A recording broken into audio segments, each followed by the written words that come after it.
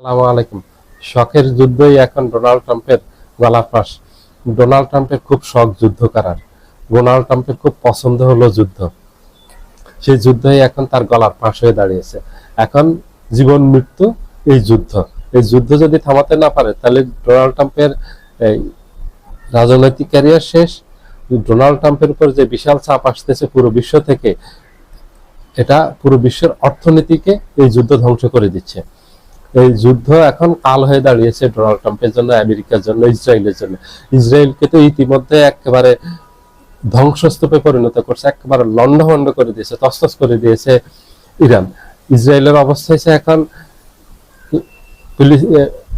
গাজার মতো। গাজাকে যেভাবে ধ্বংস করে দিয়েছে ইসরায়েল, ঠিক এখন ইসরায়েলের ভিতরে একই অবস্থা।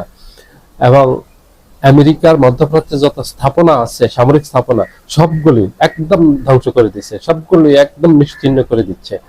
আমেরিকান সৈন্যরা যত জায়গায় পালিয়ে আছে সব জায়গায় ইরান ব্যাপকভাবে হামলা চালাচ্ছে, খুঁজে খুঁজে আমেরিকান সৈন্যদেরকে বের করে হামলা চালাচ্ছে। এই যুদ্ধ সবচেয়ে বেশি ক্ষতিগ্রস্ত হচ্ছে পুরো ইউরোপ এবং আমেরিকা।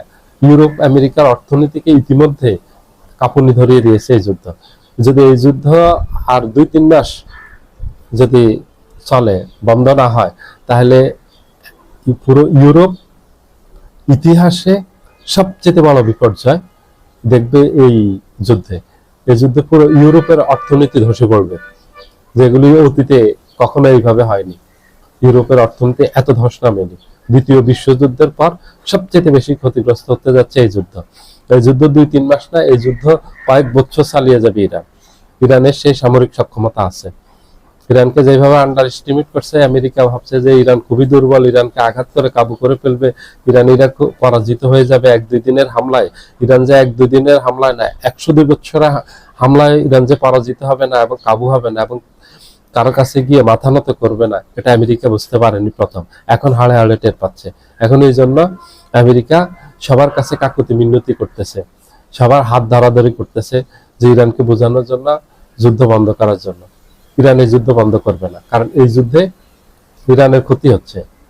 ইরানের থেকে কয়েকশো গুণ বেশি ক্ষতি হচ্ছে আমেরিকা এবং পুরো বিশ্বের। কারণ এখন পুরো বিশ্ব আমেরিকাকে দোষারোপ করতেছে, আমেরিকার উপর চাপ বাড়তেছে। কারণ এই যুদ্ধ শুরু করছে আমেরিকা এবং ইসরায়েল, এবং এটা অন্যায়ভাবে শুরু করছে। এবং এই যুদ্ধের কোনো বৈধতা নাই। আন্তর্জাতিক যত আইন আছে, যত নিয়ম আছে, সব আইন নিয়ম লঙ্ঘন করে, সব আইন নিয়ম কানুনকে বৃদ্ধাঙ্গুলি দেখিয়ে এই হামলা চালিয়েছে আমেরিকা ইরানের উপর। এখন ইরান সেই যুদ্ধ কন্টিনিউ করবে। ইরান স্পষ্টই বলে দিয়েছে যে ইরান যুদ্ধ বন্ধ করবে না এবং যুদ্ধ বিরতিও চায় না।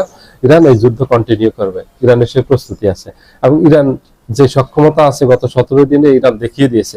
ইরানের এক একটা যে ক্ষেপণাস্ত্র বের করতেছে এবং এগুলি দিয়ে যে মধ্যপ্রাচ্যে আমেরিকার যেসব স্থাপনা আছে এগুলিতে আক্রমণ করতেছে, এগুলি আমেরিকার আকাশ প্রতিরক্ষা ব্যবস্থা ওগুলি প্রতিহত করতে পারতেছে না।